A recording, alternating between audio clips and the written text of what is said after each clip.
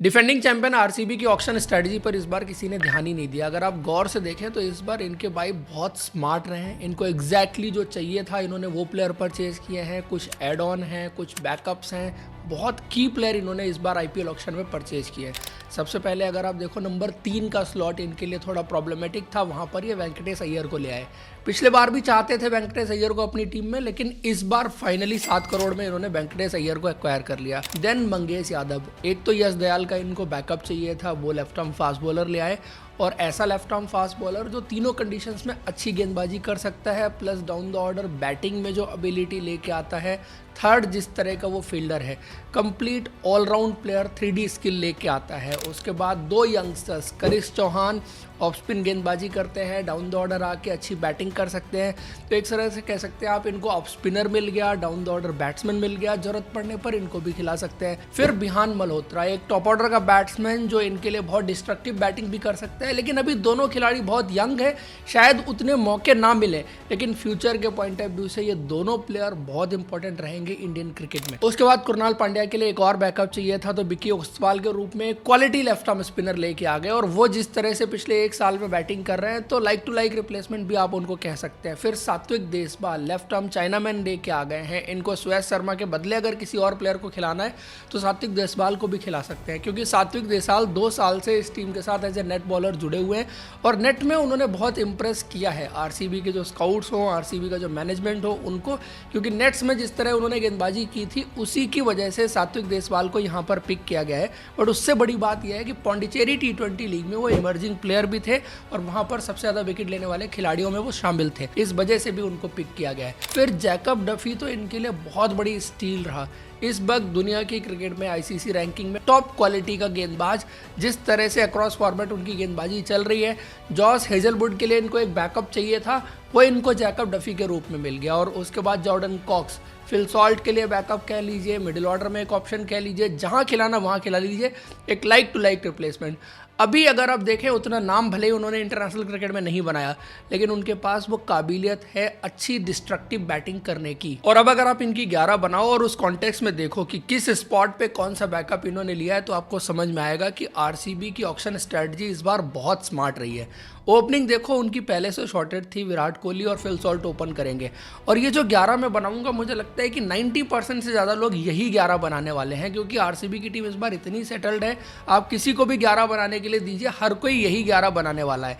Number 3 पर आप वेंकटेश अय्यर को ही खिलाएंगे। देवदत्त पाडिक्कल को पिछले सीजन काफ़ी खिलाया, काफ़ी मौके मिले, लेकिन वो परफॉर्म नहीं कर पाए, तो Venkatesh Iyer first choice player हो जाते हैं। सेकंड चॉइस प्लेयर फिर देवदत्त पाडिक्कल हो जाते हैं बैकअप के रूप में। देन नंबर 4 रजत पाटीदार, कप्तान वही खेलेंगे। नंबर 5 टिम डेविड को थोड़ा सा ऊपर बल्लेबाजी करवाई जा सकती है। पहले उन्होंने काफ़ी नीचे बल्लेबाजी की थी, चूंकि ऑस्ट्रेलियन टीम के लिए इस वक्त वो नंबर 4 पर बल्लेबाजी कर रहे हैं।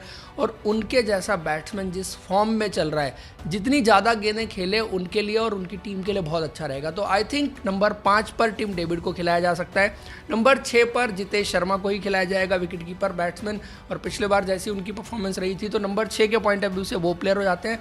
नंबर 7 पर रोमारियो सेफर्ड, इस खिलाड़ी ने भी अपनी परफॉर्मेंस पिछले कुछ टाइम में काफ़ी ज़्यादा राइज की है, चाहे उनकी वो बल्लेबाजी हो, डाउन द ऑर्डर हिटिंग हो, चाहे फिर गेंदबाजी में कॉन्ट्रीब्यूशन हो। दोनों तरह से उनकी परफॉर्मेंस जो है वो आरसीबी के लिए बहुत इंपॉर्टेंट रहने वाली है, और बैलेंस के पॉइंट ऑफ व्यू से उनकी परफॉर्मेंस बहुत इंपॉर्टेंट रहने वाली है। उसके बाद नंबर 8 पर कुणाल पांड्या, और कुणाल पांड्या के लिए अगर बैकअप देखना हो तो इनके पास स्वप्निल सिंह पहले से मौजूद थे, इन्होंने विकी ओसवाल और ले लिया। एक सवाल पिछले सीजन ये उठा था कि इनकी स्पिन बॉलिंग थोड़ी सी कमजोर है, उसमें एड ऑन होना चाहिए। तो एड ऑन के लिए एक तो ये विकी ओसवाल को लेके आ गए हैं, पहले से जो मौजूद थे प्लेयर स्वप्निल सिंह वो भी हैं, बट अगर क्वालिटी स्पिनर देखें इन सब में सबसे बेहतर कौन है, तो विकी ओसवाल फॉर श्योर है। और सात्विक देशपाल को भी जो लेके आए हैं, जरूरत पड़ने पर वो सुयश शर्मा की जगह पर जरूर खेल सकते हैं। फिर मंगेश यादव, यश दयाल के बैकअप थे, बट प्राइमरी ये बन जाएंगे, सेकेंडरी वो बन जाएंगे। यश दयाल का भी कह नहीं सकते कि वो पार्टिसिपेट करेंगे या नहीं करेंगे, तो उस केस में आरसीबी एक रिप्लेसमेंट प्लेयर भी ले सकती है और लेफ्ट आर्म फास्ट बॉलर अपने स्क्वाड में और शामिल कर सकती है। फिर उसके बाद नंबर 10 की पोजीशन पर भुवनेश्वर कुमार और रसिक सलाम, ये लाइक टू लाइक हो सकते हैं कि भुवनेश्वर कुमार जो है वो फर्स्ट चॉइस फास्ट बॉलर है, सेकंड चॉइस फास्ट बॉलर रसिक सलाम हो सकते हैं। रसिक सलाम को पिछले बार अच्छी खासी कीमत में खरीदा था आरसीबी ने, लेकिन खेलने का उतना ज़्यादा मौका नहीं मिल पाया था। ऐसा लग रहा है चूंकि इस बार मंगेश यादव को भी खरीदा है और लेफ्ट आर्मर ये टीम प्रेफर करेगी, तो उस वजह से रसिक सलाम को इस बार भी बैकअप की भूमिका में ही रहना पड़ेगा। उसके बाद जॉस हेजलवुड 11वें प्लेयर हो जाते हैं और जॉस हेजलवुड के बैकअप के रूप में जैकब डफी होंगे। अब इनको ये देखना है कि अगर ये रोमारियो सेफर्ड को नहीं खिलाते हैं तो फिर इनको देवदत्त पाडिक्कल को खिलाना पड़ेगा या किसी यंग इंडियन प्लेयर को खिलाना पड़ेगा, और उस केस में एक फॉरेनर की जगह इनको बना के जैकब डफी और जॉस हेजलवुड दोनों खिला सकते हैं। चूंकि इनके पास अच्छे इंडियन फास्ट बॉलर हैं तो इस केस में मुझे लगता नहीं है कि ये चेंज करेंगे, क्योंकि भुवनेश्वर कुमार, मंगेश यादव, जॉस हेजलवुड ठीक ठाक फास्ट बॉलिंग आपको नजर आ रही है। तो इसलिए फर्स्ट चॉइस में तो जॉस हेजलवुड ही खेलेंगे, उसके बाद जैकब डफी बैकअप रहेंगे, बट इन केस जरूरत पड़ी तो ये कॉम्बिनेशन चेंज भी कर सकते हैं। और 12वें प्लेयर सुयश शर्मा जिनके साथ स्टार्ट करेंगे, बट मुझे लगता है कि इस सीजन सात्विक देसवाल जो है बाद में जरूर आरसीबी के लिए खेलते हुए दिखाई देंगे। तो आप देखिए नीचे हर स्पॉट पर आपको बैकअप नजर आ रहा है। ऊपर भी देखो तो फिल सॉल्ट के लिए Jordan Cox wicket keeper, batsman, top order batsman, middle order कराइए, वो हर जगह बल्लेबाजी कर लेते हैं। आजकल के मॉडर्न डे प्लेयर बहुत फ्लेक्सिबल हैं कि आप उनको कहां बल्लेबाजी करवाना चाहते हैं। उसके अलावा जैकब बैथल भी है इस टीम में, उनकी यूटिलिटी देखनी पड़ेगी, कहां आप उनको बल्लेबाजी करवा सकते हैं। उन्होंने भी ओपन किया हुआ है, मिडिल ऑर्डर भी खेला हुआ है, फिनिशर के रोल में भी खेला हुआ है, लेफ्ट आर्म स्पिन गेंदबाजी भी कर सकते हैं। इसके अलावा जो प्लेयर बाहर बैठेंगे उनमें अभिनंदन सिंह एक और इंडियन फास्ट बॉलिंग का ऑप्शन इनके पास रहेगा, स्वप्निल सिंह हो गए, इवन नुमान थुसारा का ऑप्शन भी है इनके पास। तो फॉरेन फास्ट बॉलर के 3 तगड़े ऑप्शन इनकी टीम में नजर आ रहे हैं, जिसमें जॉस हेजलवुड है, जैकब डफी है, नुमान थुसारा है। अगर इंडियन फास्ट बॉलर सही नहीं करते तो इनके पास फॉरेन फास्ट बॉलर को लेके आने का ऑप्शन रहेगा।